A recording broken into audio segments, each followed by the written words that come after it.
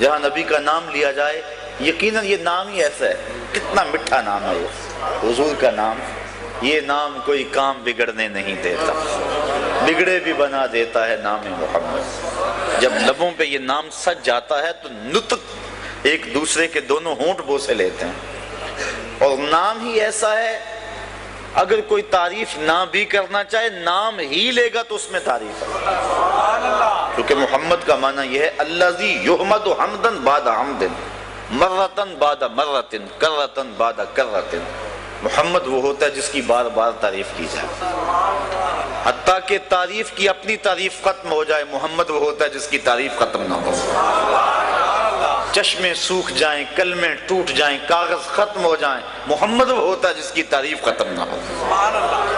بڑی حیرت ہوتی ہے جب لوگ کلمہ بھی پڑھتے ہیں اور پھر خامیاں بھی نکالنے بیٹھ جاتے ہیں. یہ تو کافروں نے بھی کہا.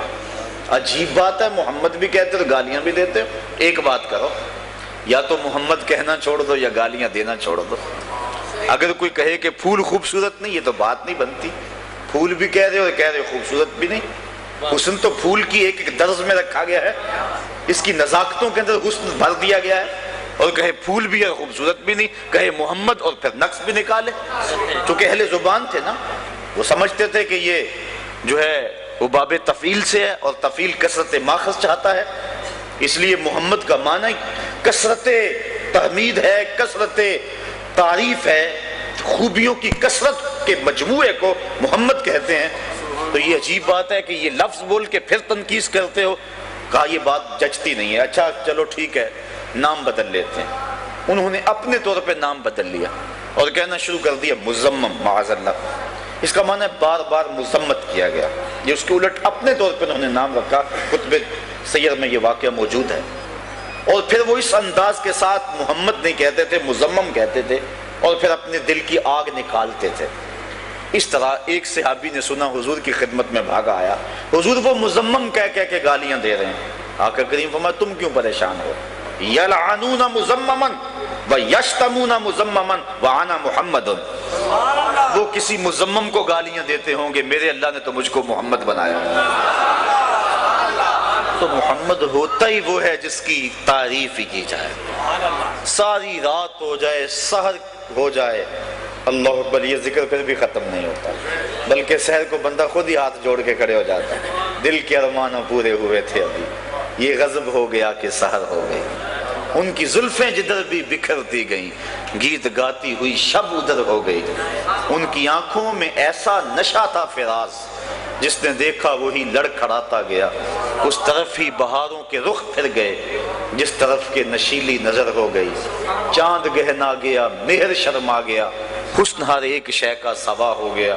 ان کے آنے کا یارو مزہ آ گیا، پوری دنیا ہی شیر و شکر ہو گئی. کن کی کنجی ہے جس کی زباں وہ نبی، جس کی قرآن ہے داستاں وہ نبی. ان کی نظروں کی وسعت کی کیا بات ہے، جب بنی ہم پہ ان کو خبر ہو گئی. تو راتیں بیت جائیں، لمحے سمٹ جائیں. علماء نے بڑی بڑی ضخیم کتابیں لکھی ہیں اور اتنے تذکرے پھیلے ہیں حضور کے، اللہ اکبر. اور پھر حضور کا جب تذکرہ کرنے کے لیے قلم کاغذ پہ آتا ہے تو لگتا ہے کاغذ پہ سجدے کر رہا ہے، پھر حضور کی تعریف بنتی ہے نا. اور جب نطق اللہ اکبر در رسول پہ دربانی کرتا ہے اور لفظ حضور کے قدموں میں سلامی کرتے ہیں تو اسی کو نعت کہتے ہیں. حسرت حسین حسرت نے تو اپنے انداز میں نعت کو بیان کیا ہے. وہ کہتا ہے زباں ہو محو توصیف و ثنا تو نعت کہتا ہوں. زباں ہو محو توصیف و ثنا تو نعت کہتا ہوں. بنے جب دھڑکنے صلی اللہ تو نعت کہتا ہوں. جب دل کا ایک ایک تار نبی نبی بولے تو پھر نعت بنتی ہے نا. جب تن من ہر سمت وہ روشنی اور وہ اجالے پھیل جائیں تو پھر نعت بنتی ہے. تو نعت روشنی کا نام ہے، نور و نکھت کا نام ہے، اجالوں اور ضیاؤں اور خوشبوؤں کا نام ہے. اور اندھیری رات کے اندر طلوع سحر کا نام نعت ہے. اور اہل ایمان شروع سے نعت پڑھتے آئے ہیں اور اپنی محبتوں کا اظہار کرتے آئے ہیں. اللہ کے محبوب علیہ السلام نے جب فتح مکہ کیا، آپ جانتے ہیں کہ وہ منظر اسلام کا شاندار اور شوکت والا دن تھا، لیکن حضور علیہ السلام کی پیشانی یوں جھکی ہے کہ اونٹ کے کجاوے کے ساتھ حضور کی پیشانی لگی ہوئی ہے. حضور نے سب کو معاف کر دیا. جب سب حاضر ہو کے کانپ رہے تھے، اجریاں پھینکنے والے، پتھر مارنے والے، گڑھے کھودنے والے، گلے میں کپڑا ڈالنے والے قطاروں میں تھے، سب کانپ رہے تھے، پتہ نہیں کیا سلوک ہوگا. تو زبان نبوت سے کیا جملے نکلے؟ اللہ اکبر، اذهبوا انتم الطلقاء لا تثریب علیکم اليوم، جاؤ چلے جاؤ، میں تمہیں کچھ نہیں کہتا، تم آزاد ہو. آج میں وہی کہوں گا جو جناب یوسف نے اپنے بھائیوں سے کہا تھا. اللہ. پھر فرمایا عثمان بن طلحہ کہاں ہے؟ عثمان بن طلحہ کعبہ کا کنجی بردار تھا، اس کو بلایا گیا. ایک دن حضور نے کہا تھا مجھے چابی دو، میرا جی چاہتا ہے کہ میں کعبۃ اللہ کو کھولوں، اندر جاؤں اور نوافل ادا کروں. تو اس نے کہا تھا میں آپ کو چابی نہیں دے سکتا. آج حضور جب فاتح بن کر آئے فرمایا بلاؤ آج عثمان بن طلحہ کو. کانپتا کانپتا آیا، فرمایا لاؤ چابی پیش کر دیں. تالا کھولا، نوافل ادا کیے، پھر تالا لگایا. اب صحابہ منتظر تھے، عثمان بن طلحہ کو تو چابی ملنی نہیں. ابو بکر رضی اللہ تعالیٰ عنہ کی آرزو تھی یہ مقدر میرا جاگے گا. عمر فاروق جھولی پھیلائے کھڑے تھے. عثمان غنی کہہ رہے تھے کہ کاش کہ میرا ستارہ اوج پہ پہنچ جائے. علی المرتضیٰ کو بھی ناز تھا. سارے منتظر تھے، لیکن حضور فرمایا این عثمان بن طلحہ، عثمان بن طلحہ کہاں ہے؟ وہ کانپتا ہوا ایک سمت کھڑا تھا. فرمایا یہ لو چابی، تو نے تو نہیں دی تھی، میں عطا کر رہا ہوں. اور فرمایا عثمان بن طلحہ قیامت تک تیرے سے یہ چابی کو چھین نہیں سکے گا. اور آج بھی وہ چابی عثمان بن طلحہ کی اولاد کے پاس ہے. تو پھر اس نے کہا یہ خلق، اللہ اکبر، تیری تک کے ادامانی میں مرید ہو گئے. پھر وہ حضور کا غلام بن گیا اور اس کی نسلوں میں آج تک وہ چابی موجود ہے. یہ حضور کا کردار تھا. یہ کہانی تو بڑی لمبی ہے اور یہ داستان تو بڑی طویل ہے. وہ کیا کیا، کسی نے کہا تھا سفینہ چاہیے اس بحر بے کراں کے لیے، لیکن بہرحال حضور نے آزادی دے دی. لیکن چند اشخاص تھے جن کے بارے میں حضور نے سخت حکم دیا. ان میں سے کعب بن زہیر بھی تھا. یہ شاعر تھا، حجف کہا کرتا تھا. ابن خطل، یہ دوگر اس طرح کے لوگ بھی تھے. کعب بن زہیر کے بارے میں حکم ہوا من لقی منکم کعب بن زہیر فلیقتلہ، جس کو کعب بن زہیر ملے تو وہ اس کو قتل کر دے. باقی فرمایا جو حرم میں آئے معاف کر دو، جو دروازہ بند کر دے اسے معاف کر دو، جو ابو سفیان کے گھر چلا جائے اسے بھی معاف کر دو، جو ہتھیار پھینک دے اسے بھی معاف کر دو، امان مانگ لے اسے امن دے دو. عورتوں کو قتل نہ کرو، بچوں کو قتل نہ کرو، ضعیفوں کو قتل نہ کرو. لیکن یہ جو اشخاص تھے جنہوں نے حضور کی توہین کی ہوئی تھی، فرمایا نہیں، یہ جہاں بھی ملے انہیں قتل کر دینا. یہ حرم کعبہ میں ملے وہاں بھی قتل کر دینا، حجر اسود کے پاس ملے وہاں بھی قتل کر دینا، کعبے کے پردوں میں لپٹ جائیں ان کو وہاں بھی قتل کر دینا. اور ابن خطل کے ساتھ ایسے ہی کیا گیا. جب حضور طواف کر رہے تھے وہ کعبۃ اللہ کے پردے کے اندر چھپ گیا.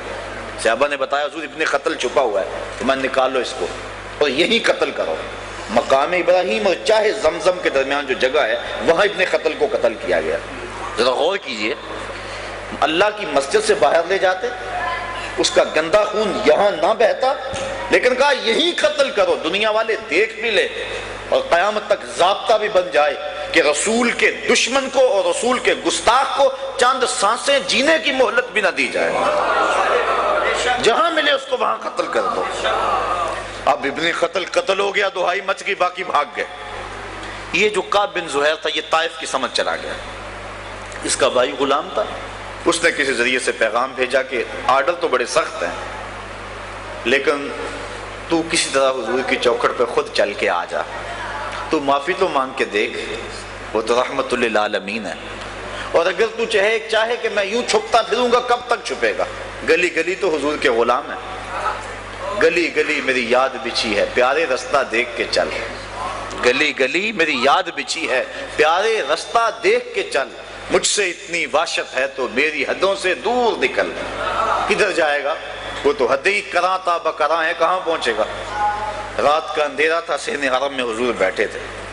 یہ کعب بن زہیر چھپتا چھپاتا ایک کونے میں آ کے بیٹھ گیا. عرض کی حضور، نقاب اڑا ہوا ہے. کہا حضور اگر ہم کعب بن زہیر کو ڈھونڈ لائیں اور وہ معافی مانگ لے تو ہم معاف کر دیں گے. آقا مسکرا دیے، فرمایا کعب تو آج گیا ہے، جا میں نے معاف کر دیا. اللہ اکبر. کعب جو کل کعب تھا، اب حضرت کعب بن گیا، ہاتھ جوڑے کھڑا ہے، کہا بندہ نواز جس زبان سے حجب کہا کرتا تھا اجازت ہو تو اس سے نعت نہ کہو؟ کہا نہیں نہیں کعب ذرا ممبر بچھا لینے دو۔ ممبر بچھ گیا، مجمع لگ گیا، حضور بیٹھ گئے، اب کعب ممبر پہ چڑھے۔ سنیے حضرت کعب نے کیا کہا، کہا اتیت عند رسول اللہ معتذرا والعذر عند رسول اللہ مقبول۔ لوگوں میں اللہ کے رسول کی خدمت میں ایک معافی نامہ لے کر آیا تھا، اور مجھے یہاں آ کر پتا چلا نبی تو ہے ہی بڑا بندہ نواز۔ اگلا شعر سنیے، ان الرسول لنور یستضاء بہ مہند من سیوف الہند مسلول۔ بغیر کسی شک کے اللہ کا نبی نور ہے، یستضاء بہ مہند جس سے زمانہ چمک رہا ہے، اور ہندوستان کی تنی ہوئی تلوار، تنے ہوئے لوہے کی تلوار ہے نبی۔ آقا کریم نے دوسرے مصرے میں اصلاح دی، فرمایا مجھے ہندوستان کی تلوار نہ کہو، مجھے اللہ کی تلوار کہو۔ ہندوستان کا لوہا گو بڑا معروف تھا، لیکن آقا کریم فرمایا من سیوف الہند نہ کہو، من سیوف اللہ کہو۔ تو یہاں سے دو چیزیں ہمارے لیے ثابت ہوئی، ایک تو نعت پر تنقید اگر وہ مقام رسالت کے مطابق نہ ہو تو یہ حق ہے اس شخص کا جو نعت کے مزاج کو سمجھتا ہے۔ یہ راستہ ہمارے لیے کھل گیا، حضور نے خود اصلاح دی نعت کے اندر، من سیوف الہند نہ کہو، من سیوف اللہ کہو۔ حالانکہ من سیوف الہند کہنے میں توہین نہیں تھی، لیکن من سیوف اللہ کہنے میں مرتبے کی علویت کو مزید اجاگر کیا جا رہا تھا، اس لیے کہا ہند کے لوہے کی تلوار نہ کہو بلکہ مجھے اللہ کی تلوار کہو۔ اعلی حضرت امام اہل محبت امام الشاہ احمد رضا خان فاضل بریلوی رحمۃ اللہ تعالی علیہ جن دنوں کے اندر حج پہ گئے تو وہاں گنبد خضرا کے پاس شریف مکہ کے دور میں کھجوروں کے دو درخت تھے۔ ایک شاعر نے اس منظر کو دیکھا اور اپنے انداز میں اس کو نظم کیا، اعلی حضرت کے پاس وہ شعر لائے گئے۔ داد تو بڑی اس نے پائی، لیکن اصل داد وہ ہوتی ہے جو فہم والوں کی داد ہوتی ہے، نافہموں کی واہ واہ نے عموماً بیڑا غرق کر کے رکھ دیا۔ نافہموں کی واہ واہ، یہ بات میرا جملہ جو ہے وہ قابل غور ہے۔ تو اعلی حضرت نے جب شعر سنا، لفظ اس کے یہ تھے، حاضر ہیں درخت یوں گنبد شہ والا کے سامنے، حاضر ہیں درخت گنبد شہ والا کے سامنے، مجنو کھڑے ہوئے ہیں خیمہ لیلا کے سامنے۔ لوگوں نے بڑی داد دی، واہ واہ بھی کہا، کیا حد کر دی، کیسا تخیل ہے، ندرت کیسی ہے تخیل میں، قافیہ بندی کیسی ہے، ردیف کیا ہے، کیسا انداز ہے۔ اعلی حضرت فرمایا اس شاعر کو بلا، اس کو یہ جرأت کیسے ہوئی کہ میرے رسول کے روضے کو اس نے لیلا کا خیمہ قرار دیا، کیا اوقات ہے لیلا کی، کیا حیثیت ہے لیلا کی۔ بلایا گیا، کہا تو نے یہ کیوں کہا، تھر تھر کانپنے لگا، ضد نہیں کی، کہا حضور میری توجہ اس سمجھ نہیں گئی، آپ اصلاح کر دیجئے۔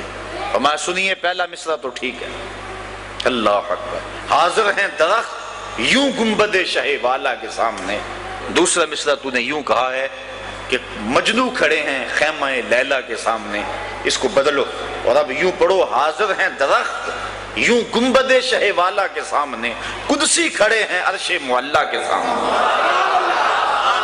سخن شاعری شہر یار اپنی جگہ، سخن شاعری شہر یار اپنی جگہ، نعت کہنے کو احمد رضا چاہیے۔ میں ایک مثال دیا کرتا ہوں اعلیٰ حضرت کی، ہر شاعر کا مزاج ہے کہ وہ اپنے محبوب کی زلفوں کو رات کہے اور اس کے چہرے کو دن کہے، اور یہ پرانی روایت چلی آ رہی ہے شاعری کی۔ حافظ شیرازی نے کہا نا، بفروغ چہرہ زلفت رہے دل زند ہما شب، توجہ ہے نا آپ کی، بات مشکل تو نہیں ہو رہی۔